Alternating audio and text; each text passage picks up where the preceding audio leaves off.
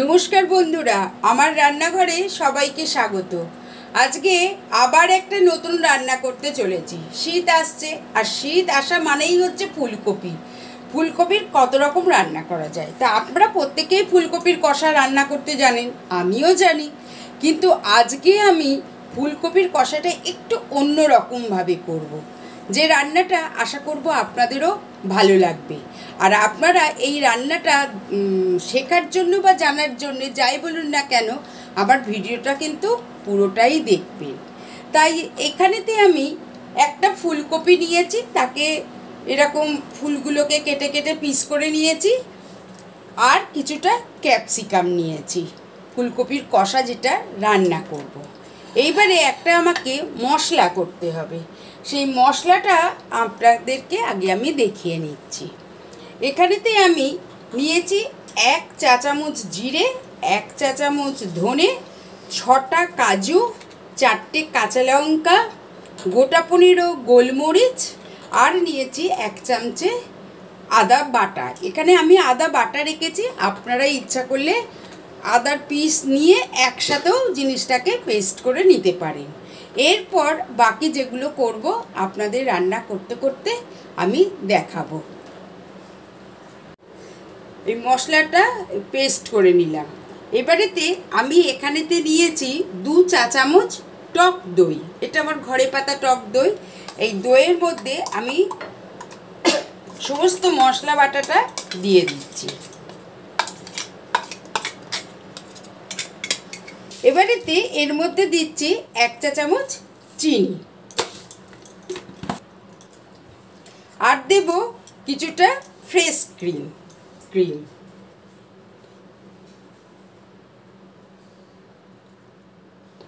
Fresh cream যদি আপনাদের বাড়িতে না থাকে তাহলে না দেবেন, তাতে কিছু অসুবিধা হবে না, কিন্তু ক্রিমটা দিলে রান্নাটা সুস্বাদু হবে। এবার সব কটা জিনিসকে একসাথে মিশিয়ে নেব। কড়াতে আমি বেশ কিছু সাদা তেল বসিয়ে দিয়েছি, কারণ কপিগুলোকে আগে ভাজতে হবে, তাই জন্য।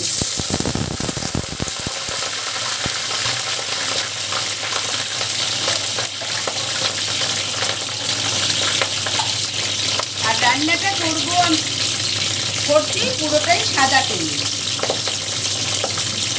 একটু ভেজে নেবো ভালো করে কপিটাকে, নুন কপিটা ভাজার সময়।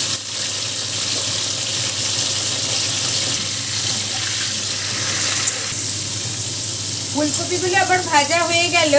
এবারে আমি ফুলকপিগুলোকে তুলে নেব।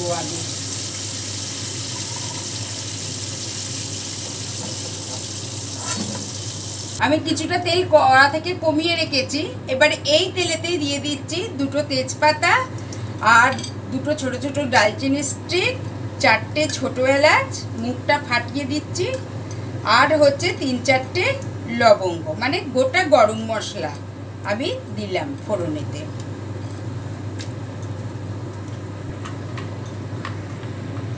এবারে সমস্ত যে মশলাগুলো বানিয়ে রেখেছিলাম সেইটা দিয়ে দিলাম। এবার গ্যাসের ফ্লেমটা আমার কিন্তু একদম লোতে আছে, যেহেতু টক দই আছে ওই জন্যে আমি কিন্তু ফ্লেমটা একদম লোতে রেখেছি। এবারে এই মশলাটাকে খুব ভালো করে আগে কষিয়ে নেব। কড়াতে মশলা থেকে তেল বেরিয়ে গেছে, এইবারেতে আমি দিয়ে দেব কপিগুলো। কপিগুলোকে দিয়েও আমি ভালো করে আবারও কষিয়ে নেব।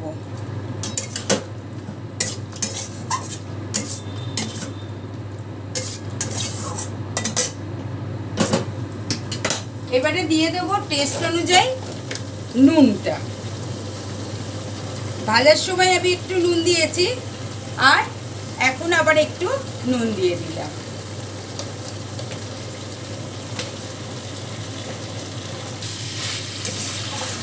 আর যে ক্যাপসিকামগুলো রেখেছিলাম সেই ক্যাপসিকামগুলোও এখন দিয়ে দেবো।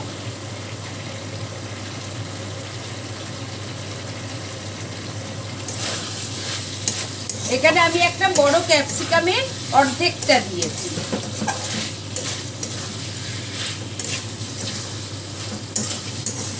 ভালো করে আমার সমস্ত কিছু কষানো হয়ে গেছে। এবারে আমি দিয়ে দিচ্ছি কপিটাকে সেদ্ধ হওয়ার জন্য উষ্ণ উষ্ণ গরম জল।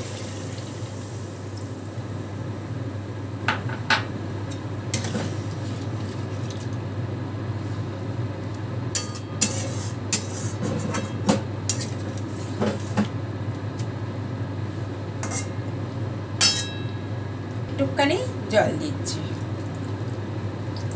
এবারে একটা চাপা দিয়ে দেব।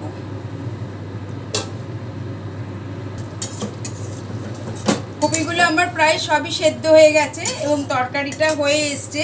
এই অবস্থায় আমি দিয়ে দিচ্ছি কিছুটা গরম মশলা গুঁড়ো, দিচ্ছি কাসুরি মেথি, আর আমি আপনাদের সব রান্নাতেই দেখাই যে লাস্টে কিছুটা কাঁচা লঙ্কা দিয়ে দেবো। যদি কারোর ঝাল খেতে ইচ্ছে হয় তো সেই লঙ্কাটা দিয়ে ঝালটা খাবে। আর দিয়ে দেবো একটু ঘি, দিয়ে দিলাম একটু ঘি।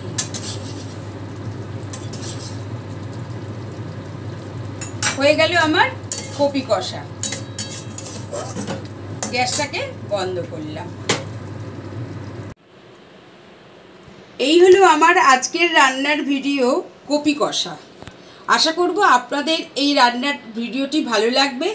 ভালো লাগলে প্লিজ আমার ভিডিওটিকে লাইক করুন আর বন্ধুদেরকে শেয়ার করুন। আর যেসব বন্ধুরা আমার ফেসবুক পেজ থেকে দেখছেন তাদেরকেও বলবো আবার ভিডিওটিকে লাইক করবেন আর শেয়ার করবেন। সুস্থ থাকবেন, ভালো থাকবেন। আবার আসবো নতুন কোনো রান্না নিয়ে।